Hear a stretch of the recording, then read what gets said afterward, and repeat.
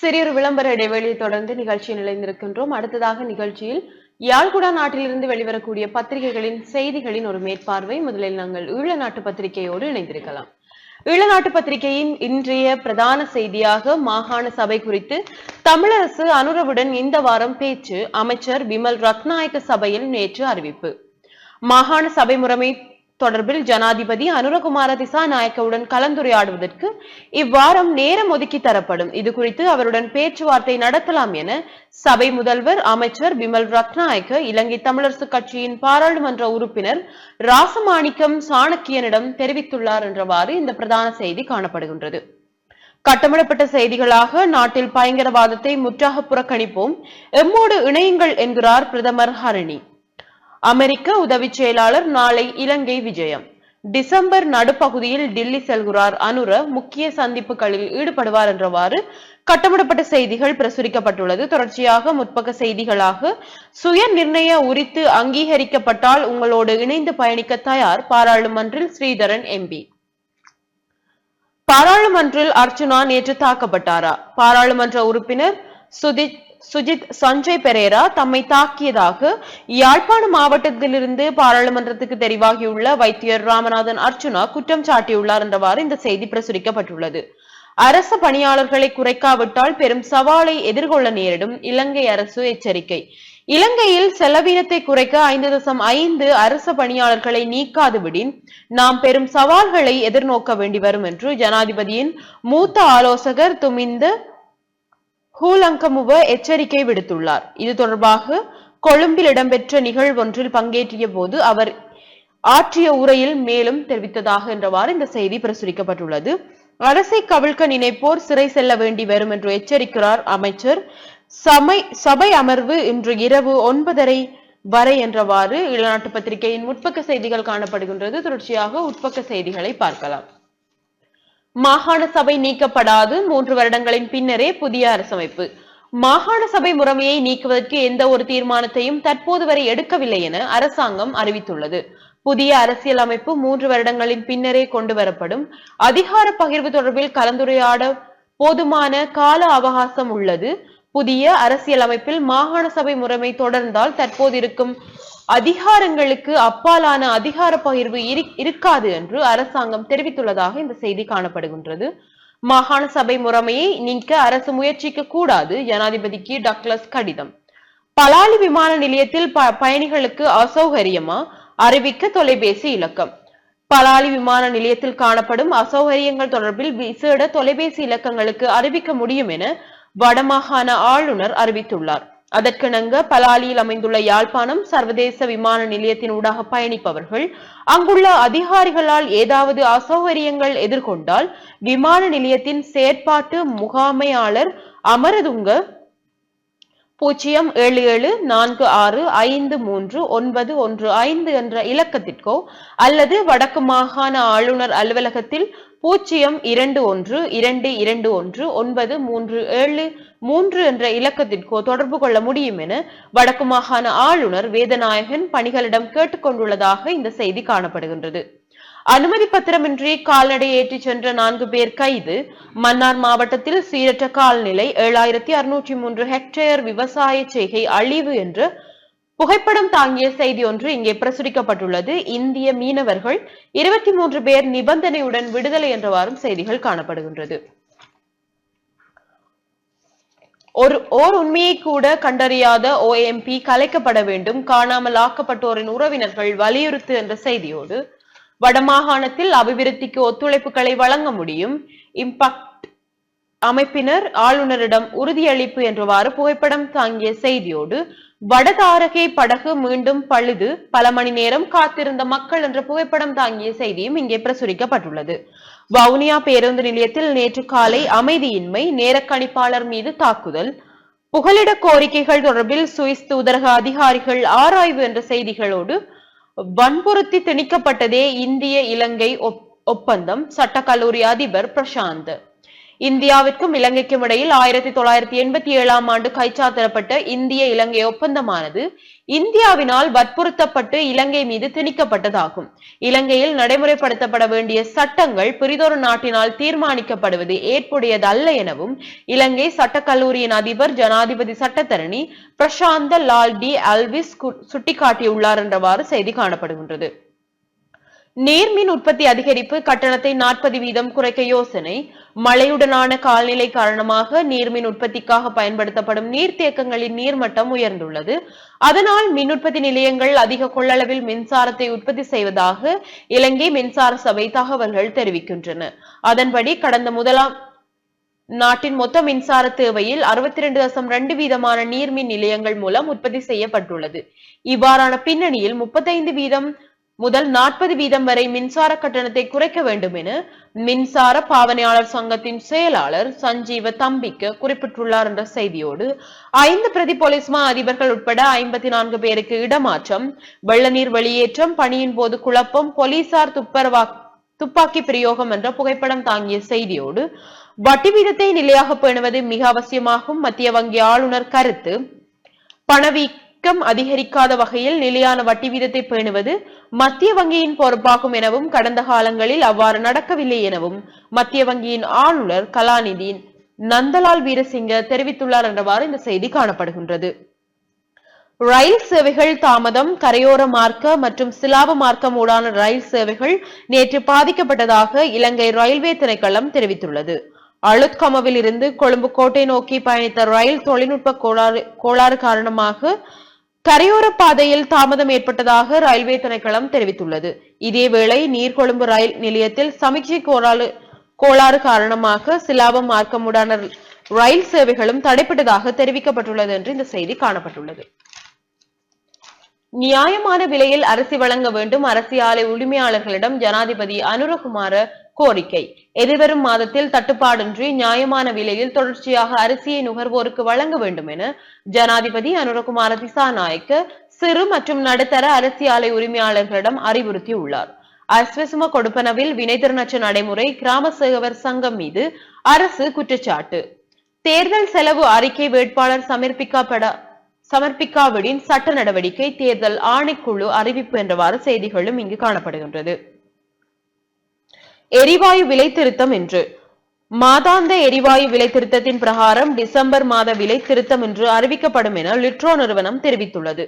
உலக சந்தையில் தற்போது நிலவும் எரிவாயு விலையுடன் ஒப்பிட்டு இந்த வருடம் எரிவாயுவின் விலை திருத்தம் செய்யப்பட உள்ளதாக பேச்சாளர் ஒருவர் தெரிவித்தார். தற்போது உலக சந்தையில் எரிவாயுவின் விலை அதிகரித்துள்ள நிலையில் எரிவாயுவின் விலையை ஸ்திரமான நிலையில் பேணுவதற்கான பேச்சுக்கள் இடம்பெற்று வருவதாகவும் தெரிவிக்கப்படுகின்றது. அதற்கான முன்மொழிவுகள் நிதியமைச்சருக்கு அனுப்பி வைக்கப்பட்டுள்ளதாக தெரிவிக்கப்பட்டுள்ளது. மேலும் 12.5 கிலோகிராம் லிட்ரோ எரிவாயு சிலிண்டரின் விலை 3690 ரூபாவாக அறிவிக்கப்பட்டிருந்த நிலையில் தற்போது வரை குறித்த விலையிலேயே நடைமுறையில் உள்ளமை குறிப்பிடத்தக்கது. ஜெனீவா கூட்டத்தொடருக்கு முன்னர் சரியான உள்ளக பொறிமுறை தேவை. பிரதீபா மகநாமஹேவா வலியுறுத்தல்.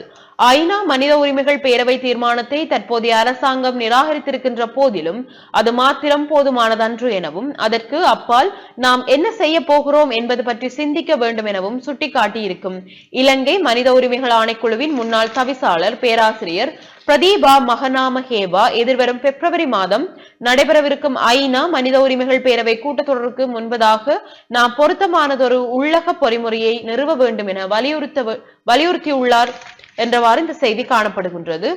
மொட்டு கட்சியின் தலைவராகும் நாமல் ஐக்கிய மக்கள் சக்தியின் தேசிய பட்டியல் விரைவில். தேங்காய் விலை அதிகரிப்பிற்கு அடுத்த 6 மாதங்களில் தீர்வு. அடுத்த 6 மாதங்களில் தேங்காய் விலை அதிகரிப்பு பிரச்சினைக்கு தீர்வு காணப்படும் என தென்னை பயிற்சிகை சபையின் தலைவர் சமன் தேவகே குறிப்பிட்டுள்ளார். அண்மை காலமாக சந்தையில் தேங்காயின் விலை வேகமாக அதிகரித்து வருகின்றது. பல பகுதிகளில் தேங்காய் ஒன்று 180 முதல் 200 ரூபாய் வரையில் விற்பனை செய்யப்படுகிறது. சில இடங்களில் தேங்காய் ஒன்று 220 ரூபாய் வரை அதிக விலைக்கு விற்கப்படுகின்றது. தென்னை ஏற்றுமதி மற்றும் பயிற்சிக்கு ஏற்பட்ட அச்சுறுத்தல் காரணமாக சுமார் 100 கோடி தேங்காய் அறுவடையில் வீழ்ச்சி ஏற்பட்டுள்ளதாக தென்னை பயிற்சிகை சபை தெரிவித்துள்ளது. இந்த நிலையில் இது குறித்து நடவடிக்கை எடுக்கப்படும் என தென்னை பயிற்சிகை சபையின் தலைவர் தெரிவித்துள்ளமை குறிப்பிடத்தக்கது என்றவாறு இந்த செய்திகள் காணப்படுகின்றது. அழுத்தத்தினால் பாதிக்கப்பட்டோருக்கு நிவாரணம் வழங்குவதில் விசேட கவனம். 3 மதுபான உற்பத்தி நிலையங்களின் உரிமத்தை இடைநிறுத்த நடவடிக்கை என்றவாறு செய்திகள் காணப்படுகிறது. தொடர்ச்சியாக இளநாட்டு பத்திரிகையின் உலக செய்திகளாக போர் நிறுத்தத்திற்கு இடையே இஸ்ரேல் மீது ஹிஸ்புல்லா ராக்கெட் வீசி தாக்குதல். போர் நிறுத்த ஒப்பந்தத்திற்கு இடையே இஸ்ரேல் மீது முதன்முறையாக ஹிஸ்புல்லா ராக்கெட் வீசி தாக்குதல் நடத்தியது என்ற செய்தியோடு கட்டமிடப்பட்ட செய்திகளாக ரூபாய் 135 கோடி மின் நிலுவையை உடனடியாக செலுத்த வேண்டும், பங்களாதேஷுக்கு திரிபுரா அரசு நெருக்கடி. பல நாட்களுக்கு பிறகு மீள சண்டை நிறுத்தம். பாகிஸ்தானின் ஹுர்ரம் பகுதியில் பழங்குடியினரிடையே பல நாட்கள் நீடித்த மோதல் மற்றும் வன்முறைகளுக்கு பிறகு சண்டை நிறுத்தம் ஏற்பட்டது என்றவாறு இந்த செய்தி காணப்படுகிறது. பணைய கைதிகளை விடுவிக்க வேண்டும், ஹமாஸுக்கு ட்ரம்ப் கடும் எச்சரிக்கை. குற்ற வழக்குகளில் இருந்து மகனுக்கு பொது மன்னிப்பு வழங்கினார் ஜோ பைடன் என்ற புகைப்படம் தாங்கிய செய்தியோடு பீரங்கி குண்டு வெடித்ததில் 3 சிறுவர்கள் பலி என்றவாறு செய்திகள் காணப்படுகின்றது. ஈழநாட்டு பத்திரிகையின் விளையாட்டு செய்திகளாக 146 ஓட்டங்களுக்கு சுருண்டது மேற்கிந்திய தீவுகள் அணி. பங்களாதேஷ் 211 ஓட்டங்கள் முன்னிலையில் என்ற புகைப்படம் தாங்கிய செய்தியோடு பேட்மிண்டன் வீராங்கனை சிந்துவிற்கு திருமணம். மிட்சல் மார்ஷ் விளையாடுவார். போட்டியின் போது மைதானத்தில் மயங்கி விழுந்த டென்னிஸ் வீரர் என்றவாறு செய்திகள் பிரசுரிக்கப்பட்டுள்ளது. ஈழநாட்டு பத்திரிகையின் இறுதி செய்தியாக டியாகோ கார்ஷியா தீவிலிருந்து 60 இலங்கை தமிழர் பிரிட்டனுக்கு 3 ஆண்டு அவல வாழ்க்கை முடிவு. இந்திய பெருங்கடல் தீவான டியாகோ கார்ஷியாவில் கடந்த 3 ஆண்டுகளுக்கு மேலாக சிக்கியிருந்த புலம்பெயர்ந்த இலங்கையர்கள் குழு ஒன்று இங்கிலாந்திற்கு அழைத்து செல்லப்பட்டுள்ளதாக தெரிவிக்கப்பட்டுள்ளது. பயங்கரவாத சட்டத்தின் கீழ் கைது, அரசை சாடுகின்றது மொட்டு கட்சி. குற்றப்புலனாய்வு திணைக்கள அதிகாரிகளாக பெண் அதிகாரிகள். விமான நிலையத்தில் மட்டு வர்த்தகர் கைது என்றவாறு செய்திகள் காணப்படுகின்றது. கட்டமிடப்பட்ட செய்திகளாக நிறுத்தப்பட்ட உயர்தர பரீட்சை இன்று முதல் மீண்டும் ஆரம்பம். அரிசியின் விலை அதிகரிப்பு. அஸ்வசும கொடுப்பனவை அதிகரிக்க அரசு நடவடிக்கை. அமைச்சர் நலிந்த ஜாயதிச. 45,600 டெங்கு நோயாளர்கள் பதிவு என்றவாறு இன்று ஈழநாட்டு பத்திரிகையின் செய்திகள் காணப்படுகின்றது. தொடர்ச்சியாக இன்றைய நாளிற்குரிய வலம்புரி பத்திரிகையின் செய்திகளோடு இணைந்திருக்கலாம்.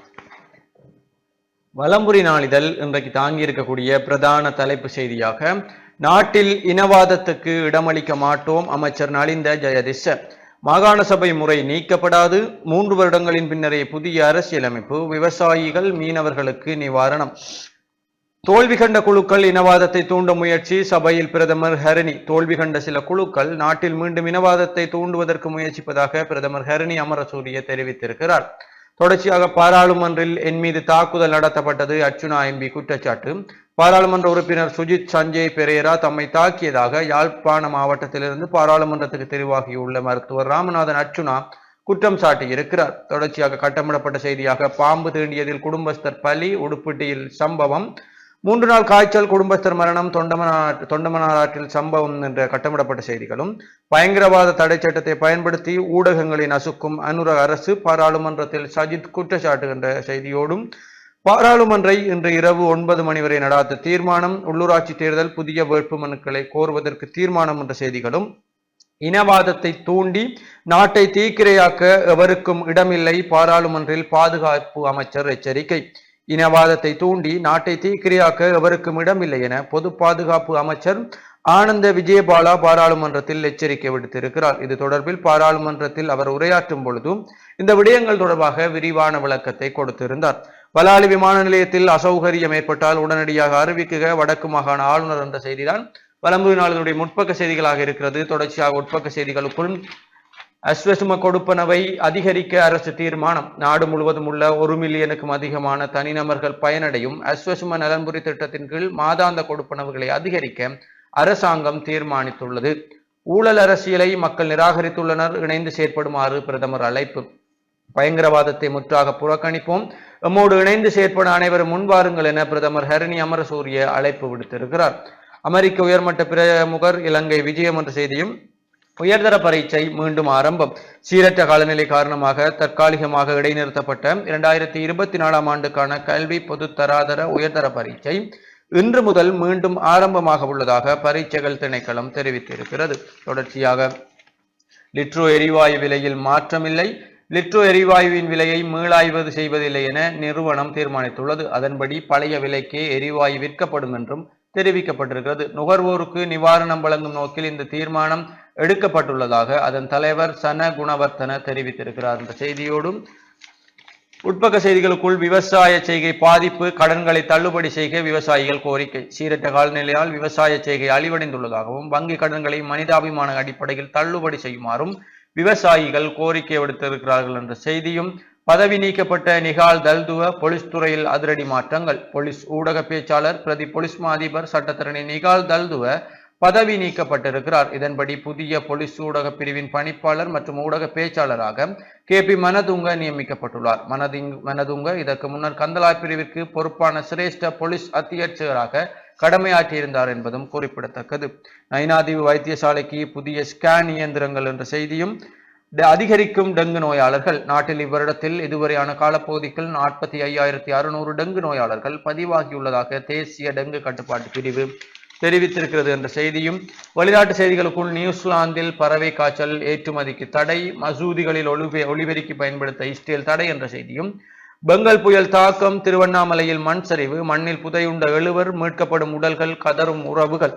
திருவண்ணாமலையில் மகாதீபம் ஏற்றப்படும் மலையில் ஏற்பட்ட திடீர் மண் சரிவில் சிக்கி ஒரே குடும்பத்தை சேர்ந்த 5 சிறுவர்கள் உட்பட 7 பேர் உயிரிழந்திருக்கிறார்கள் என்ற செய்தியும், லெபனானில் இஸ்ரேல் தாக்குதல் 11 பேர் உயிரிழப்பு என்ற செய்தியும், பிணை கைதிகளை விடுவிக்காவிட்டால் நிலைமை படுமோசமாகிவிடும், கமாஸிற்கு காலக்கெடு விதித்த ட்ரம்ப் என்ற செய்தியும் காணப்படுகிறது. தொடர்ச்சியாக உள்நாட்டு செய்திகளுக்குள் பாராளுமன்ற உறுப்பினராக பதவியேற்கிறார் நலீம். முஸ்லிம் காங்கிரஸை பிரதிநிதித்துவப்படுத்திய எல்செம் நலீம் நேற்று சபாநாயகர் அசோக ரன்வல முன்னிலையில் பாராளுமன்றத்தில் சத்திய பிரமாணம் செய்து கொண்டார். ஸ்ரீலங்கா முஸ்லிம் காங்கிரஸ் கடந்த பொதுத் தேர்தலில் போட்டியிட்டு 87,038 வாக்குகளை பெற்று 2 ஆசனங்களை வென்றது.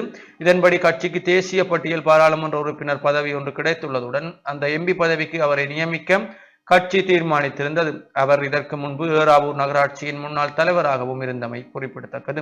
இலங்கைக்கு வர மறுக்கும் பசில் பெரமுன தலைவர் பதவியில் மாற்றம் என்ற செய்தியும், சுண்டிக்குளம் கடற்பரப்பில் 18 இந்திய மீனவர்கள் கைது என்ற செய்தியும் காணப்படுகிறது. தொடர்ச்சியாக வலம்புரியினுடைய ஆசிரியர் தலையங்கமாக பாராளுமன்ற உறுப்பினர்களை அங்கு இருக்க செய்யுங்கள் என்ற ஆசிரியர் தலையங்கமும், மாற்றாற்றலுடையவர்கள் ஒருபோதும் நிவாரணம் தருமாறு அணுகுவதில்லை, சிறந்த முன்னுதாரணமாக இதை எடுத்துக்கொள்ள வேண்டும் வடமாகாண ஆளுநர் நா. வேதநாயகன்.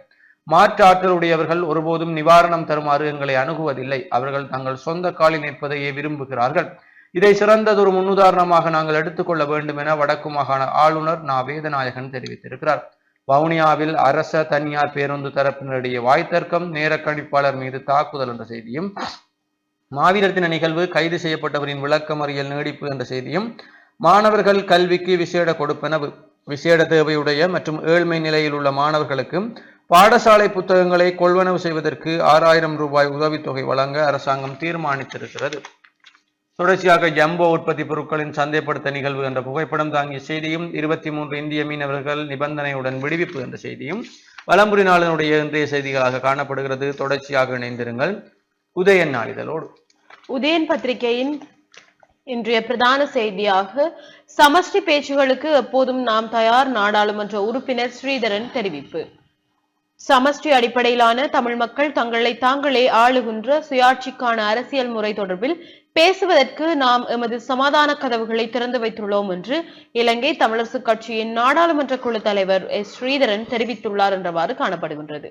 கட்டமிடப்பட்ட செய்தியாக வங்களா விரிகுடாவில் புதிய காற்று சுழற்சி எதிர்வரும் 7ஆம் திகதி வங்களா விரிகுடாவில் புதிய காற்று சுழற்சி உருவாக வாய்ப்புள்ளது என்றும், இது எதிர்வரும் 11ஆம் திகதி வலுவடைந்து வடமேற்கு திசை நோக்கி நகரும் என்றும் யாழ்ப்பாண பல்கலைக்கழக புவியியல் துறையின் தலைவரும் வானியலாளருமான நாகமுத்து பிரதீபராஜா தெரிவித்துள்ளார் என்றவாறு செய்தி காணப்படுகின்றது.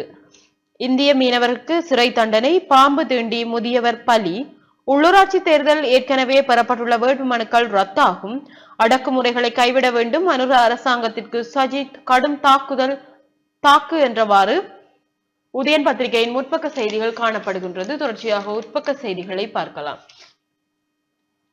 மக்களால் நிராகரிக்கப்பட்டோரே இனவாதத்தை தூண்டுகின்றனர், இடமளிக்கப்படாதென பிரதமர் சாட்டை. மக்களால் நிராகரிக்கப்பட்டுள்ள குழுக்கள் தமது அரசியல் தேவைகளை நிறைவேற்றிக் கொள்வதற்கு மக்களை பிரித்து இனவாதத்தை தூண்டுவதற்கு முற்படுகின்றனர். அதனை தோற்கடிப்பதற்குரிய அத்தனை நடவடிக்கைகளும் முன்னெடுக்கப்படும் என்று திட்டவட்டமாக அறிவித்துள்ளார் பிரதமர் கலாநிதி ஹரணி அமரசூரி என்றவாறு இந்த செய்தி காணப்படுகின்றது. மாணவருக்கு 6000 ரூபாய். அஸ்விஸ்ம கொடுப்பனவு கிடைக்கும் குடும்பங்கள், மாற்றுத்திறனாளிகள் மற்றும் விசேட காரணங்களுக்காக இல்லங்களில் உள்ள பாடசாலை மாணவர்களுக்கான பாடசாலை புத்தகங்களை கொள்வனவு செய்வதற்குரிய 6000 ரூபாய் கொடுப்பனவு நடைமுறைப்படுத்தப்பட உள்ளது. பிரதமர் ஹரணி அமரசூரியவால் அமைச்சரவையில் முன்வைக்கப்பட்ட இந்த பிரேரணைக்கு அமைச்சரவை அனுமதித்துள்ளது என ஆளும் கட்சியின் பிரதான அமைப்பாளரான அமைச்சர் நலிந்த ஜயதிச தெரிவித்துள்ளார். கட்டமிடப்பட்ட செய்திகளாக இராணுவத்தினருக்கு அனுரகுமார அழைப்பு, ஹொக்கோ விலை உயர்வு, இனவாதத்தை அழிக்க புதிய சட்டங்கள் வரும், அமைச்சர் நலிந்த தெரிவிப்பு என்றவாறு காணப்படுகின்றது. தேங்காய் பிரச்சினை 6 மாதங்களில் தீர்வு. செலவறிக்கை சமர்ப்பிப்பு வெள்ளியே இறுதி நாள், வேட்பாளர்களுக்கு ஆணைக்குழு வலியுறுத்து.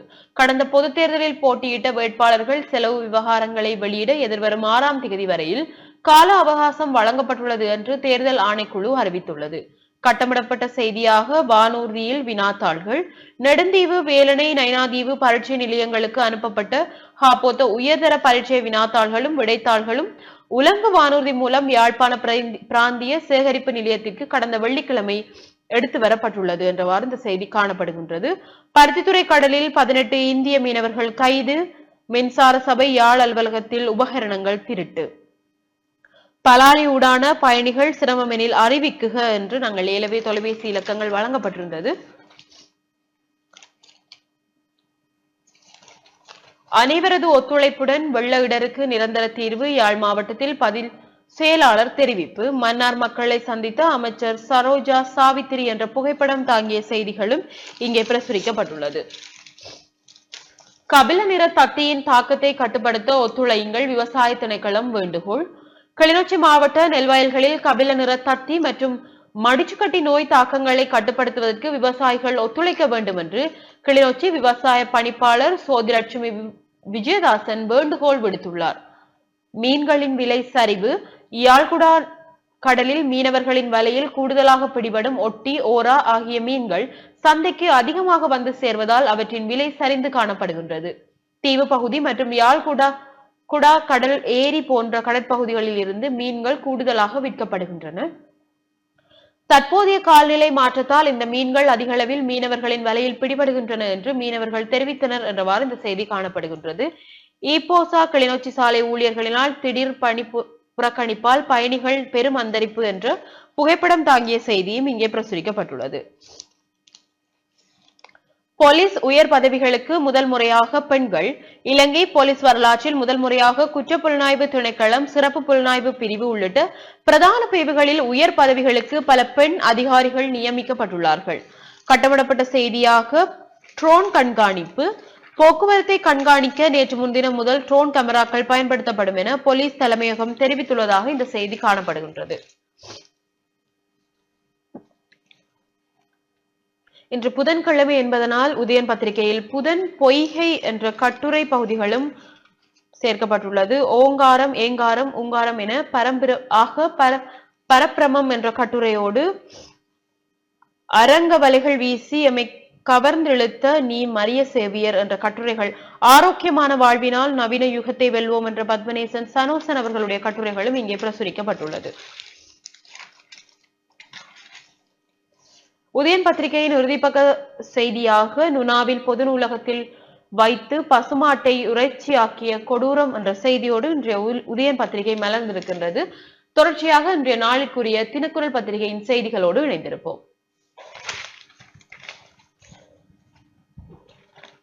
தினக்குரல் நாளிதழ் இன்றைக்கு தாங்கி இருக்கக்கூடிய பிரதான தலைப்பு செய்தியாக, தமிழர்களின் சுயாட்சிக்கான பேச்சுவார்த்தைக்கு தயார், அனுர அரசுக்காக சமாதான கதவு திறந்தே இருக்கும், இனத்தனித்துவத்தை இழந்து பேச முடியாது ஸ்ரீதரன். இலங்கை தீவில் அடக்குமுறைக்கு உட்படுகின்ற இனம் ஒன்று இருக்க முடியாதெனில் அடக்குமுறையை மேற்கொள்பவர்கள் பெருந்தேசிய இனமும் இருக்கக்கூடாதென நாடாளுமன்ற உறுப்பினர் சிவஞானம் ஸ்ரீதரன் தெரிவித்துள்ளார். 10வது பாராளுமன்றத்தின் 1வது கூட்டத்தொடர் நேற்று செவ்வாய்க்கிழமை ஆரம்பமாகி இருந்த நிலையில் சமய அமர்வில் கலந்து கொண்டு உரையாற்றிய போதே பாராளுமன்ற உறுப்பினரும் இலங்கை தமிழரசு கட்சியின் நாடாளுமன்ற குழு தலைவருமான சிவஞானம் ஸ்ரீதரன் மேற்கண்டவாறு தெரிவித்திருக்கிறார்.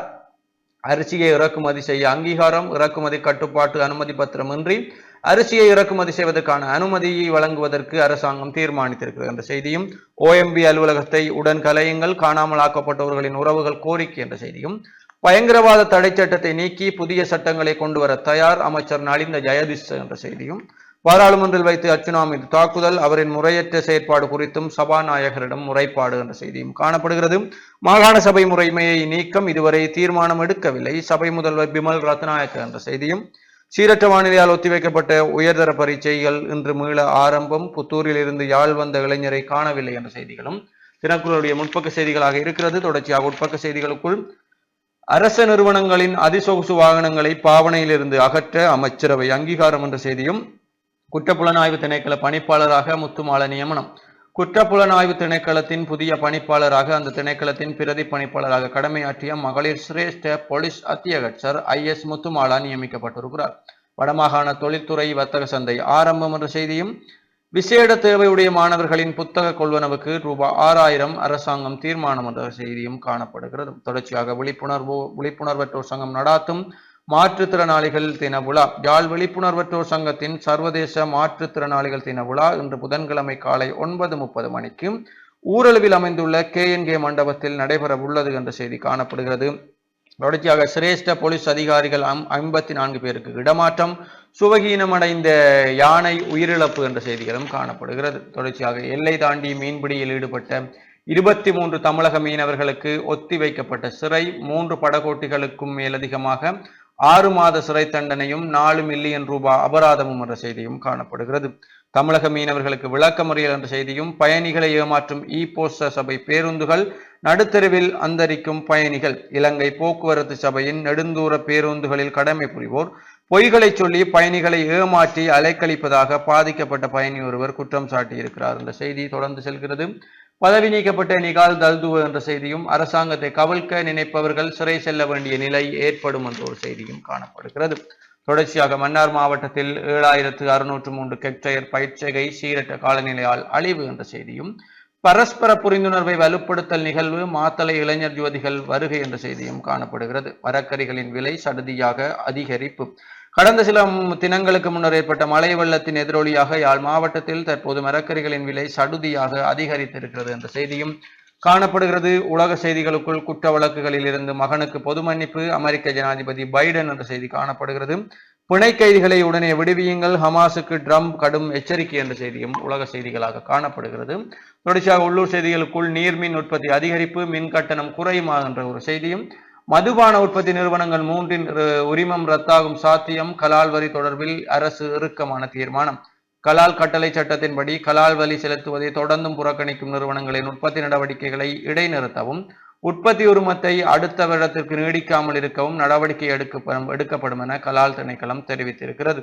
தொடர்ச்சியாக முஸ்லிம் காங்கிரசின் தேசிய பட்டியல் MP பதவி பிரமாணம் என்ற புகைப்படம் தாங்கிய செய்தியும், போதைப்பொருள் கடத்தல்காரன் பொல்வத்த ஜனக கைது என்ற செய்தியும் காணப்படுகிறது.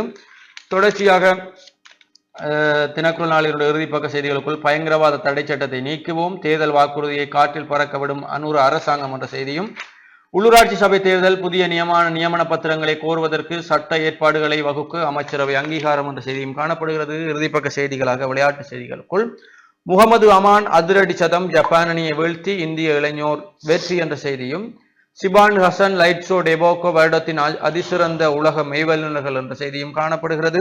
கால்பந்தாட்டத்தில் நடுவரின் சர்ச்சை தீர்ப்பு, ரசிகர்களிடையே மோதல், 100 பேர் உயிரிழப்பு என்ற செய்தியும், தேர்வாளர் பதவியை துறந்த டில்ருவான் பயிற்சியாளர் அவதாரம் என்ற செய்தியும் காணப்படுகிறது. தொடர்ச்சியாக வெலன்சியா மரதன் ஓட்டம் சாம்பியன் ஆனார் சோவோ என்ற செய்தியும் காணப்படுகிறது. இதுதான் தினக்குரல் நாளிதழ் இன்றைக்கு தாங்கியிருக்கக்கூடிய செய்திகளாகவும் யாழிலே வெளியாகிருக்கக்கூடிய பத்திரிகைகள் தாங்கியிருக்கக்கூடிய செய்திகளாகவும் இருக்கிறது. தொடர்ந்து மனிதர்கள் நேயர்களே, சிறிய ஒரு விளம்பர இடைவேளைக்கு பிறகு மீண்டும் சந்திப்போம்.